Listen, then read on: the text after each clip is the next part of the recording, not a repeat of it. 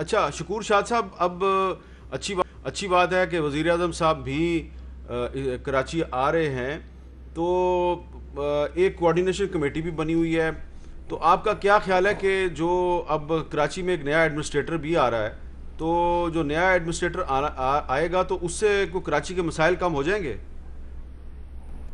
देखिए, अगर वो नेकनीति के साथ काम करेंगे, किसी सियासी दबाव के बगैर काम करेंगे, करप्शन के बगैर काम करेंगे, फेयर अंदाज में काम करेंगे, तो काम क्यों नहीं हो सकते।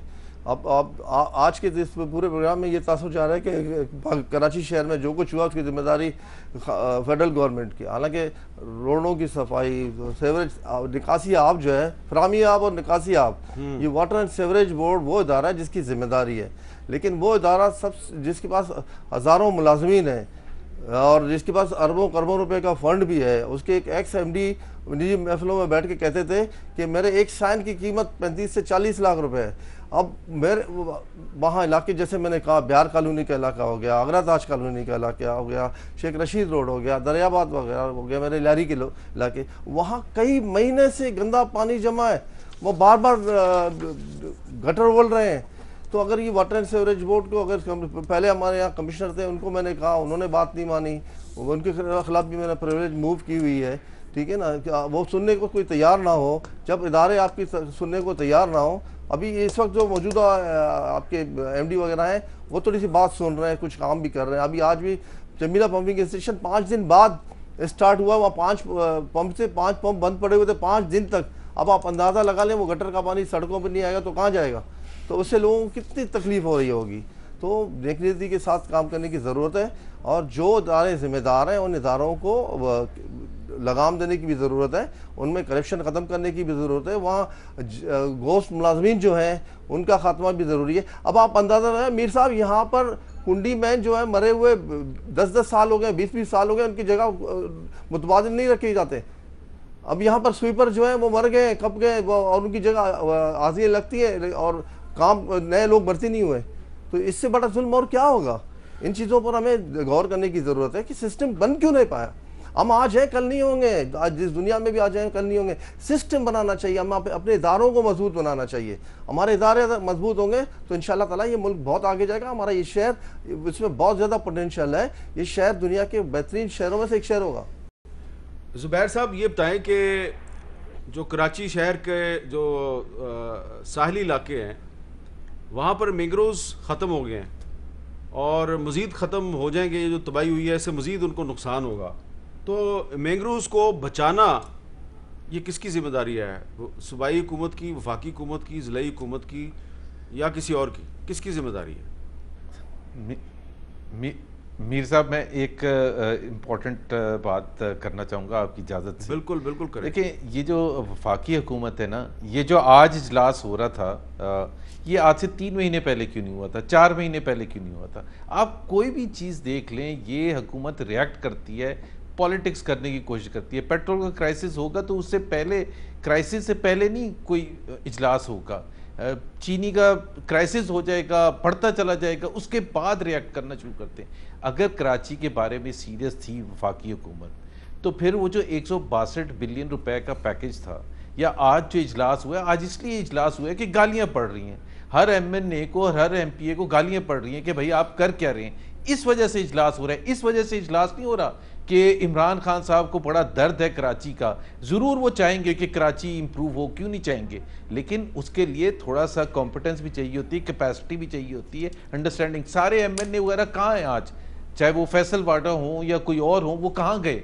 वो जब अवेलेबल ही नहीं होंगे, जब आंसरेबल ही नहीं होंगे आवाम को, और वो तो ज़्यादातर तो ये कहते हैं हम एक दफ़ा इलेक्ट हुए थे, अब तो हमने होना भी नहीं है, तो हम क्यों इतना सरदर्द करें। ये किसने कहा? तो जब तक ये चीज़, ये सवाल के आज जो इजलास हुआ है, ये आज से पहले क्यों नहीं हुआ? और ये जो आप कह रहे हैं, ये किसने कहा है? ये ज़्यादातर एमएनएस यही कहते हैं। इनको पता है इनको ये कैसे जीते थे ज़्यादातर, तो इनको पता है कि इन्होंने इलेक्ट होना ही नहीं है। तो इससे ज़्यादा अच्छा, और कितने वजीर हैं, वफाकी वजीर अली जैदी, फैसल वाडा, और पता नहीं कौन कौन और कितने। असद उमर का भी ताल्लुक उस हवाले से तो कराची से ही है, और इमरान इस्माइल साहब गवर्नर बने, आरिफ अलवी साहब सदर हैं। लेकिन जहां काम करने का वक्त है तो ये जो 162 बिलियन रुपए है उसकी क्या एलोकेशन हुई है, नहीं हुई है। आज से 3 महीने पहले, आपको पता है आज से 2 महीने पहले एक के इलेक्ट्रिक के हवाले से इजलास हुआ, असद उमर साहब ने बाहर आके कहा कि कल से बिजली आएगी, क्योंकि पॉलिटिक्स कर रहे थे, कभी सीरियस होते ही नहीं है कि भाई उसके बाद कभी फॉलो अप किया। जो मसाइल थे इन्होंने कहा जी वफाकी हुकूमत आ गई, इन्होंने इंटरवीन कर दिया और सब मसाइल हल हो गए, वहीं के वहीं मसाइल खड़े हुए हैं जहां से शुरू हुए थे। अब जाहिर है हम वो बातें कर रहे हैं कि जी 2 साल से क्या किया था, 2 साल से भी कुछ नहीं किया था। जब कोई ज़्यादा क्राइसिस होता है उधर रिएक्ट करेंगे, कल लाहौर में होगा उसके बाद उधर के लिए रिएक्ट करेंगे। So I mean that is a unending story. अगर कोई कॉम्पिटेंस होती, कैपेसिटी होती, सीरियसनेस होती तो आज से 2 साल में एक प्रोजेक्ट तो किया होता। वो बिल्कुल मुर्तज़ा वहाब ने सही कहा था, वो तो पुराने थे जो शुरू किए गए थे उनकी कंप्लीशन हुई है, और वो भी फ्लाईओवर कंप्लीशन करने पर अगर आप अपनी दाद वसूल करना चाहेंगे वफाकी हुकूमत, तो इससे ज़्यादा मज़ाक़ खेज़ बात क्या हो सकती है। अच्छा, आपने वैसे बहुत बड़ी बड़ी बातें कर दी हैं और कराची के जो पीटीआई के एमएनएज हैं उनके बारे में कुछ इल्ज़ामात भी लगा दिए हैं। तो अगर मैं शकूर शाद साहब को टाइम ना दूं तो बड़ी ज़्यादती हो जाएगी उनके साथ। शकूर शाद साहब आपके पास एक मिनट है, जवाब दे दें इनको। मैं कहता हूँ ज़ुबैर साहब से कि अगर मैं अपनी बात कर रहा हूँ, मेरे हल्के में मैं रोज़ अव्वल से कह रहा हूँ जाएँ फॉरेंसिक करवाएं, ठीक है ना। पैसे की कमी आपके पास भी नहीं या दूसरे पार्टियों के पास भी नहीं, फॉरेंसिक कराएं, मेरे वोट बढ़ेंगे, कम नहीं होंगे। इसका जवाब ये है। और दूसरी बात ये, असद उमर साहब बहुत अच्छे इंसान हैं, बड़े कॉम्पिटेंट हैं, अगर इनके घर में कोई मसला चल रहा है तो उसको टीवी पे डिस्कस ना करें तो बेहतर है। अच्छा, ये बता दें कि शकूर शाद साहब, अब तो इलेक्शन को 2 साल गुजर गए हैं कि आप लियारी जो पीपल्स पार्टी का स्ट्रॉन्ग होल्ड था और आपका खुद भी पीपल्स पार्टी से भी ताल्लुक था, वहां से आपने बिलावल साहब को शिकस्त अगर दी तो दी कैसे, क्या फार्मूला था? देखें, ये वक्त नहीं है कि उस पर डिस्कस किया जाए। इस वक्त लोगों के प्रॉब्लम्स इतने हैं कि हमें उस पर बात करनी चाहिए कि हम अपने लोगों को किस तरह फायदेयाब करें। बहुत अच्छी बात है, बहुत अच्छी बात 20 महीने बाद 20 मिनट जो है ना, 20 महीने बाद हमें सिर्फ 15 करोड़ रुपए मिले, और वो 15 करोड़ मैंने 19 ईस्वियों में इस तरह काम किया है, वो नजर आ रहा है। मैं एक एक रुपए और एक एक ब्लॉक का हिसाब देने को तैयार हूँ। ठीक है। अच्छा मुर्जा बाब साहब, हम इसमें नहीं जाते। और इससे पहले जो है, जब जरदारी साहब सदर बने थे तो जरदारी साहब ने 5 अरब रुपए के करीब पैकेज दिया था लियारी के लिए। वो पैकेज अगर सही इस्तेमाल होता, हमारे उस वक्त के नुमाइंदे अगर उसको सही इस्तेमाल करते हैं तो बड़ी बड़ी पाइपलाइनें बिछा दी गई, अरबों रुपए उस पर ज़ाया किए गए। लोगों ने साल सवा साल जो है मट्टी इनहेल किया, क्योंकि खुदाई की वजह से मट्टी उड़ती रही, धूल उड़ती रही, घरों में और दुकानों में गई, लेकिन लोगों को उस पाइप, बड़े बड़े पाइप उसमें यूज भी नहीं हो रहे हैं, यूटिलाइजेशन भी नहीं आ रहे। अच्छा, इससे बड़ा जुल्म और क्या होगा। अच्छा मुर्जा बाब साहब, हम सिर्फ कराची पे फोकस कर रहे हैं, लेकिन हमें सिंध के बाकी शहरों में भी बात करनी चाहिए, क्योंकि आपने जिन शहरों को आफतज़दा करार दिया वो तो कोई 9-10 और शहर भी हैं उसमें। तो थोड़ा सा ये बताएंगे कि हमने देखा कि मुराद अली शाह साहब जो हैं वो कराची में भी लॉन्ग शूज़ पहन के पानी में निकले, बड़ी अच्छी बात है। जब शहबाज शरीफ साहब पंजाब के वज़ीर आला थे तो वो भी लॉन्ग शूज़ पहन के निकला करते थे। 2010 का जब सैलाब आया था तो हमने शहबाज शरीफ साहब के साथ काफ़ी उस वक्त भी ट्रैवल किया था। तो सिंध कर भी हैं, वहाँ पर भी हालात ख़राब है। तो मुराद अली शाह साहब जो है वो क्या सिर्फ कराची में फोकस कर रहे हैं या बाकी शहरों में भी फोकस कर रहे हैं? मैंने हामिद मीर साहब अभी पूरे इंटरव्यू में कोई नेगेटिव बात करने की कोशिश नहीं की। मैं सोच रहा था कि कंसेंसस बिल्ड किया जाए। मैं सिर्फ एक पॉइंट आपके सामने हाईलाइट कर रहा हूँ, जो बाकी इल्जामात अभी शकूर शाद साहब ने लगाए उसका जवाब मैं नहीं दूंगा, बाद में कभी दे देंगे। सिर्फ मैं एक चीज़ हाईलाइट करना चाहता हूँ। शकूर शाद साहब ने खुद फरमाया कि हमें पीटीआई के एमएनएस को और हमारे इत्तेहादियों को कराची के लिए फंड दिया गया। ये है वो तफरीक जिसको ख़त्म करने की ज़रूरत है। पीपल्स पार्टी वालों को फंड नहीं मिला, ये सियासी बुनियादों पर चीज करने पर बिलीव करते हैं। ये खुद अभी इन्होंने चार्जशीट अपने वजीर आजम, अपनी हुकूमत के खिलाफ की है कि पीटीआई के एमएनएस को 15-15 करोड़ मिले, हमारे इत्तेहादियों को मिला। तो जो पीपल्स पार्टी के एमएनए कराची शहर से 3 है, उनका हक नहीं बनता, उनकी जो कॉन्स्टिट्यूएंट्स हैं उनका हक नहीं बनता कि वफाकी हुकूमत से पैसे मिले। मैं समझता हूँ ये बहुत अहम नुक्ता आज आपके प्रोग्राम में हाईलाइट हुआ, जिसका एतराफ शकूर शाह साहब ने किया है। इसको समझने की जरूरत है किस तरीके से पीपल्स पार्टी को, कराची वालों को एक्चुअली तफरीक का निशाना बनाया जा रहा है। जहाँ तक आपने अंदरूनी सिंध की बात की हामिद मीर साहब, वजीर आला सिंध ने पिछले 14 रोज में 3 दौरे अंदरूनी सिंध किए हैं। दादू जिले के अंदर जोही के अंदर जब ब्रीच हुआ था बंद पे, वहां पर 2 बार गए। उसके बाद जब बारिशों का सिलसिला स्टार्ट हुआ तो कराची से वो निकल के ठट्टा, सजावल, थरपारकर, मीरपुर खास, टंडो अल्लायार, टंडो मोहम्मद खान, हैदराबाद से वापस फिर कराची, और कल फिर वजीर आला सिंध जो है वो मीरपुर खास और उमरकोट के एरिया में जा रहे हैं। तो वजीर आला सिंध की आवाम के साथ खड़े हुए हैं, सारी पाकिस्तान पीपल्स पार्टी सिंध हुकूमत आवाम के साथ खड़ी हुई है। हर डिस्ट्रिक्ट के अंदर हमारी टीम्स हैं जिसको कोई ना कोई मिनिस्टर, कोई एडवाइजर, कोई स्पेशल असिस्टेंट सुपरवाइज करे, और जो कुछ भी इस तकलीफ की घड़ी में सिंध गवर्नमेंट कर सकती है लोगों को रिलीफ प्रोवाइड करने की, वो कर रही है। हमने 20 जिलों को इसीलिए आफतजदा डिक्लेयर किया ताकि वहां पर कैलामिटी डिक्लेयर करके जो रिलीफ का प्रोसेस एक्सपीडाइट किया जा सके वो किया जाए। अच्छा, हमने ये इस सूरत-ए-हाल पे मुनासिब समझा कि हम वसीम से भी बात कर लें, जो अब कराची के मेयर नहीं हैं, लेकिन जो कराची की इस वक्त मामलात हैं उस पर बात तो कर सकते हैं। वसीम अख्तर साहब, हमने आपको तकलीफ दी है, हमें बताया है शकूर शाद साहब ने कि वज़ीर-ए-आज़म इमरान खान साहब जुमेरात को कराची आ रहे हैं, और आपको याद होगा कुछ दिन पहले आप भी हमें यही कह रहे थे कि वज़ीर-ए-आज़म साहब को फौरी तौर पे कराची आना चाहिए। अब वो आ रहे हैं, ये बताइए उनको कराची आके फौरी तौर पे क्या काम करना चाहिए?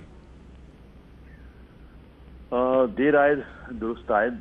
मैं समझता हूँ पाकिस्तान के प्राइम मिनिस्टर हैं और सिंध के जो चीफ एग्जीक्यूटिव हैं उनके साथ बैठें।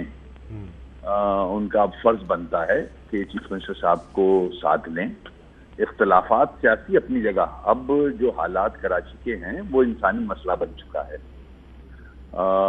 और जो इश्यूज पेंडिंग हैं वो, और अभी जो उभरे हैं आफ्टर दिस रेन, उनको प्रायोरिटी पे हल करने की कोशिश करें। जितनी भी इमदाद हो सकती है इस्लामाबाद से वो दी जाए सूबे सिंध को, और मॉनिटर किया जाए कि वो फंड जो हैं उनको सही जगह पे लगाया जा रहा है। अभी मुर्तजा वहाब साहब ने ये कहा कि फंड्स जो हैं वो MNAs को दिए जा रहे हैं। बिल्कुल, मुझे याद आता है पीएम साहब की तकरीर का कि इलेक्शन से पहले वो खुद कहा करते थे कि लोकल बॉडीज को फंड जाने चाहिए। ये सारे फंक्शन बल्दिया के हैं, मगर आज खुद PTI के MNAs MPs को फंड्स दिए जा रहे हैं, जो कि गलत हैं। इसी तरह सूबा सिंध की भी गलतियां हैं कि PFC अवार्ड नहीं किया। सिंध गवर्नमेंट इल्जाम तो लगा रही है PTI पे, फेडरल गवर्नमेंट पे, मगर खुद क्या कर रही है ये भी देखें। थर्ड टियर ऑफ गवर्नमेंट के साथ क्या कर रही है। PFC अवार्ड नहीं किया, ऑक्ट्रॉय के पूरे पैसे नहीं देते, जो शेयर लेकिन वसीम अख्तर साहब, इमरान खान साहब को क्या करना चाहिए? कराची आके क्या करना चाहिए? उनको पहला काम क्या करना चाहिए? देखें, पहली बात तो CM साहब के साथ बैठें। अच्छा। और सारी प्रायोरिटीज पता हैं, CM साहब को भी पता है, इनके पास और भी एक्सपर्ट्स होंगे। और जो हम मीटिंग्स कर चुके हैं उसमें जो हमने वे फॉरवर्ड बनाया है, 2 मीटिंग में मैं भी था शामिल, कि जो नालों से हट के पीने का साफ पानी है, कचरे का डिस्पोजल है, ट्रांसपोर्ट है, K4 है, S3 है, ये फेडरल फंडेड प्रोजेक्ट्स हैं, इनको जल्द से जल्द कंप्लीट करें। पूरे पाकिस्तान में हर सूबे में प्रोजेक्ट्स कंप्लीट हो रहे हैं। अच्छा, नहीं हो रहे तो सिंध में नहीं हो रहे। एक ये मुझे ये भी चीज़ बता दें कि ये जो अब कराची के जो पॉश इलाके हैं, डिफेंस का इलाका है, वहाँ के रहायशियों ने भी आज मुजाहरा किया है। यहाँ पर पानी क्यों इकट्ठा हो रहा है? यहाँ की सड़कें जो हैं उन पर पानी क्यों खड़ा हुआ है? घरों में पानी क्यों घुस गया है? कोई, आप मेयर रहे हैं शहर के, कोई आपको वजह समझ आई है? मेरी अपना हमेशा बात कट गई थी, आवाज नहीं आई, पूरा सवाल नहीं। मैं ये पूछ रहा हूँ कि आप कराची के मेयर रहे हैं, तो ये जो DHA का इलाका है, यहाँ पे आज लोगों ने मुजाहरा किया है, तो यहाँ पर पानी क्यों इकट्ठा हुआ है? इनके घरों में पानी क्यों घुस गया? कुछ आपको पता है इसका? देखें, सारी इल प्लानिंग है। आपने वो इलाके रिक्लेम किए हैं, उन जगहों पे घर बना लिए, कॉलोनीज बना लिए, कैंटोनमेंट बना लिए, जहाँ पानी का रिसाव समंदर की तरफ जाता है। हाँ। तो जब आप नेचर पे कब्जे करेंगे, नेचर के अगेंस्ट जाएंगे, रिक्लेम करेंगे। रिक्लेम का लफ्ज ही गलत है मेरी नजर। तो कब्जे कर रहे हैं पानी के ऊपर, नेचर के ऊपर। तो नाले हम अंग्रेज बनाए हुए, तो ये हालात तो होंगे। और मैं 4 साल से देख रहा हूँ कि बहुत बड़ा परसेंटेज कराची का जो है इलाके का, वो फेडरल कंट्रोल में है। ठीक है। जो बचता है वो सिंध के कंट्रोल में है, TMCA कंट्रोल में होने के